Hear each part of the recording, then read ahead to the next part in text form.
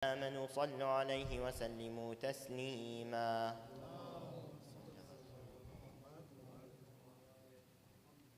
الله أكبر الله أكبر الله أكبر الله أكبر. أشهد أن لا إله إلا الله.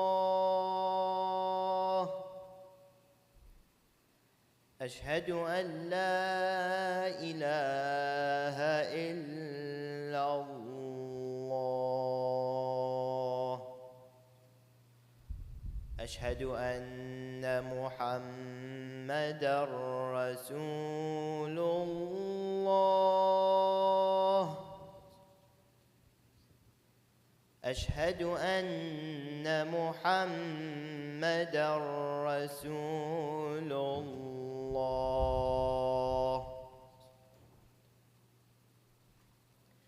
أشهد أن عليًا ولي الله. أشهد أن عليًا حجة الله.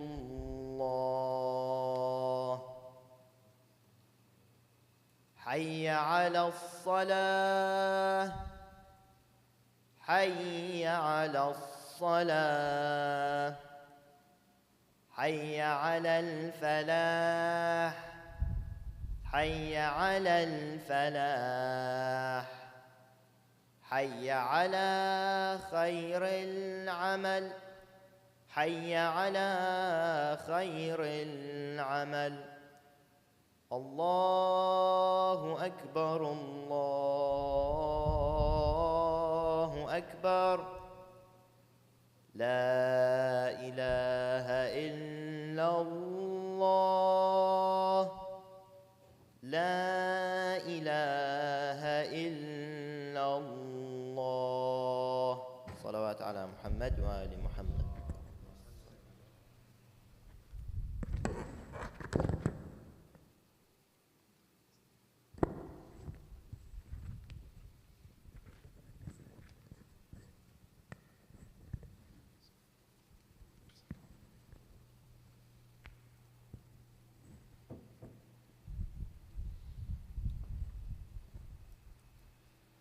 صلوا على محمد وآل محمد. أعوذ بالله من الشيطان الرجيم. بسم الله الرحمن الرحيم. وبه نستعين إنه خير ناصر ومعين. ثم الصلاة والسلام والتحية والإكرام على سيدنا ونبينا أبي القاسم محمد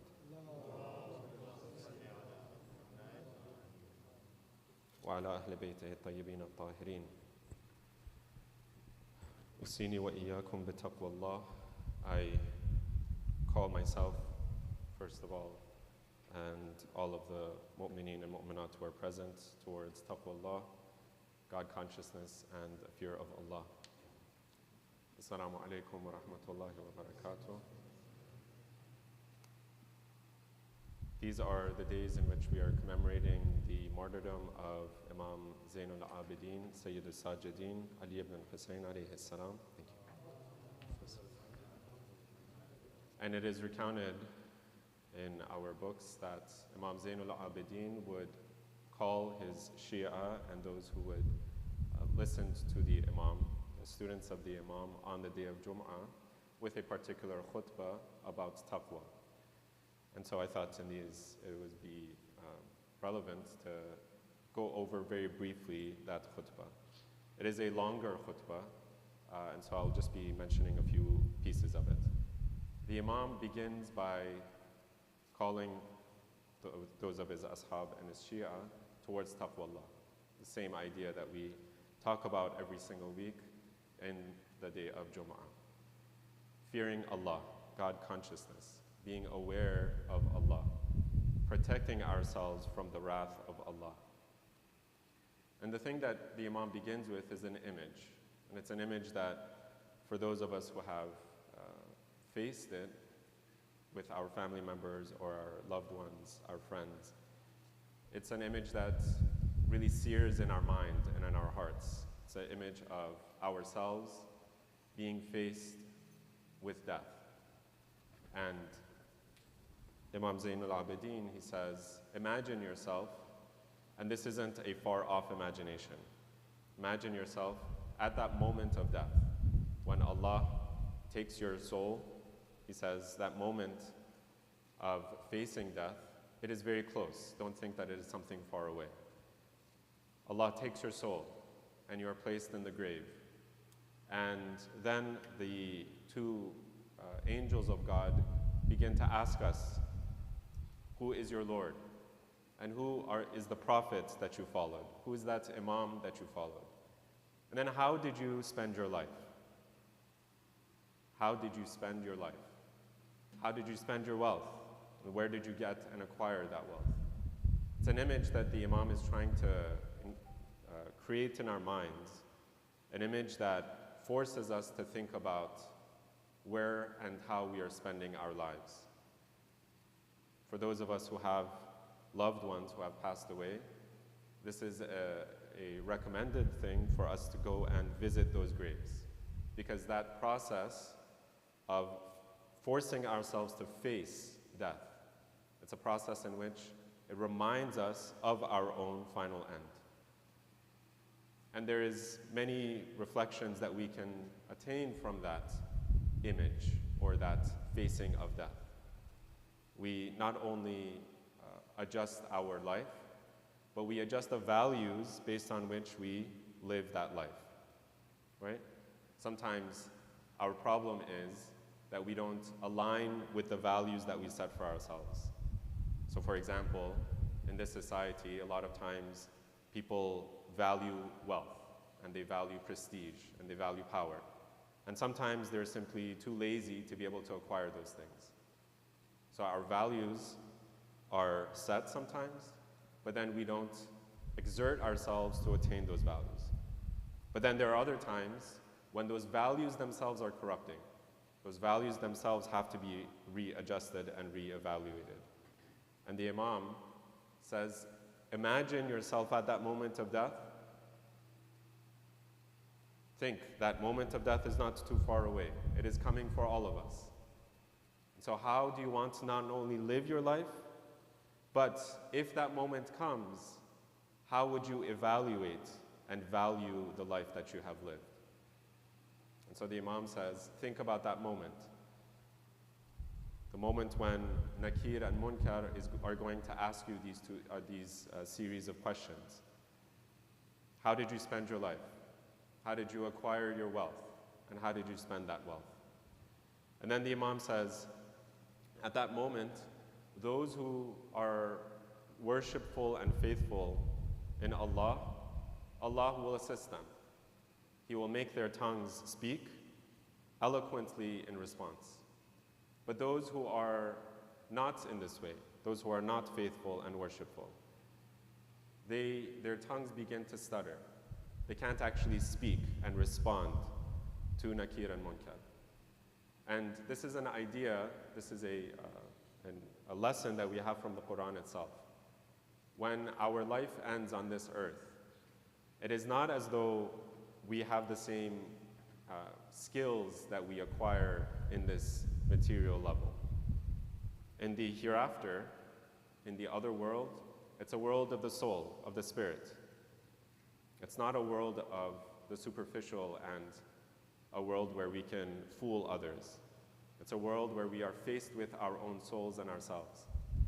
And so in that world, we cannot fool ourselves anymore. And beyond that, we can't fool Allah and the angels that Allah presents to us.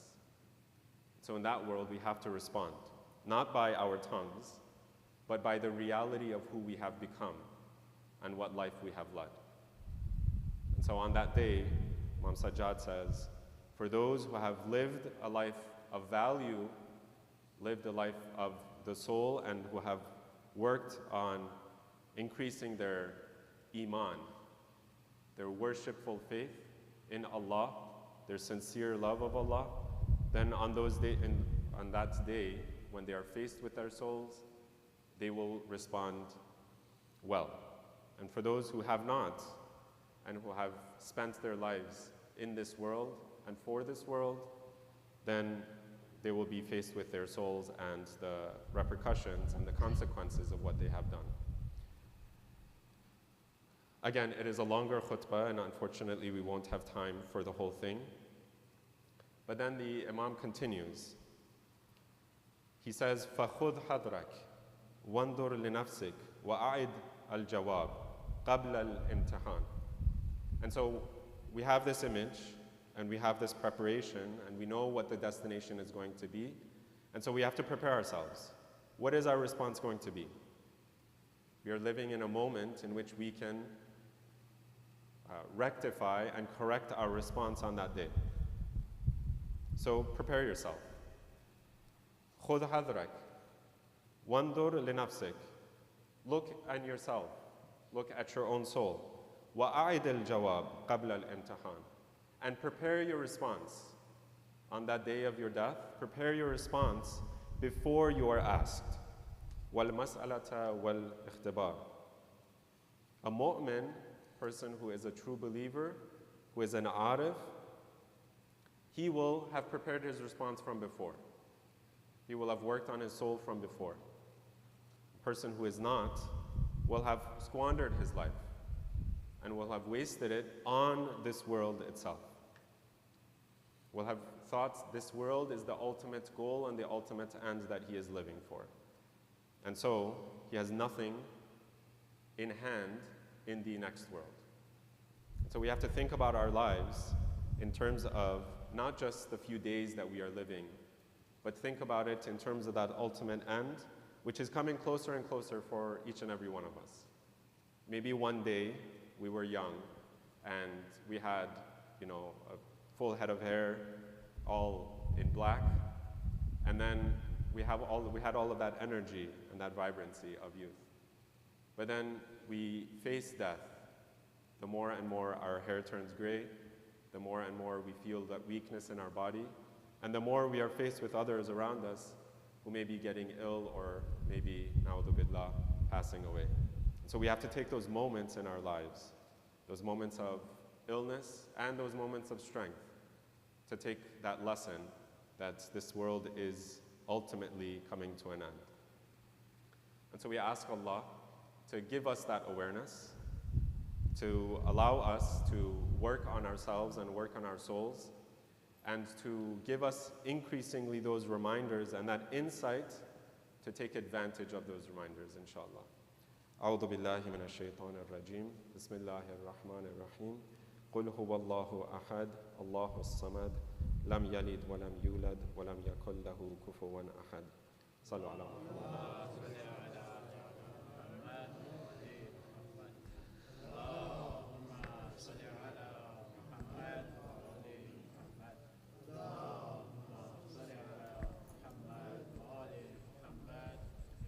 أعوذ بالله من الشيطان الرجيم بسم الله الرحمن الرحيم وبه نستعين إنه خير ناصر ومعين ثم الصلاة والسلام والتحية والإكرام على سيدنا محمد وعلى أهل بيته الطيبين الطاهرين صلاة.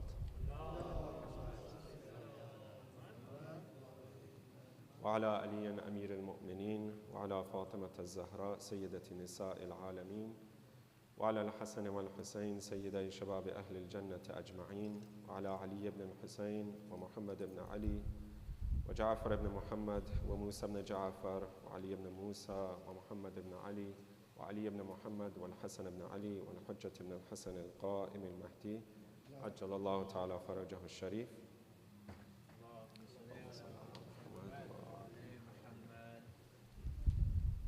أما بعد أستغفر الله ولكم وأوصيني وإياكم بتقوى الله. I ask forgiveness for my own sins and for the sins of all of those, or the mistakes of all of those who are present. And I again call all of us towards God consciousness and fear of Allah. Sometimes we think that thinking about the next world, thinking about our response at the time of death, those questions that we are going to be asked. Sometimes we think of this in terms of contrast to the life that we live in this world. And so we think if we are working for the next world, then we can't be working for this world. If we are working to improve our soul, then we can't work to improve our livelihood or our bodies. And sometimes we have this mistaken understanding of the relationship between this world and the next. Again, in this khutbah of Imam Sajjad alayhi salam, sallu ala Muhammad, the Imam sets our orientation, which is inna ma wara'a hada a'zamu wa afla.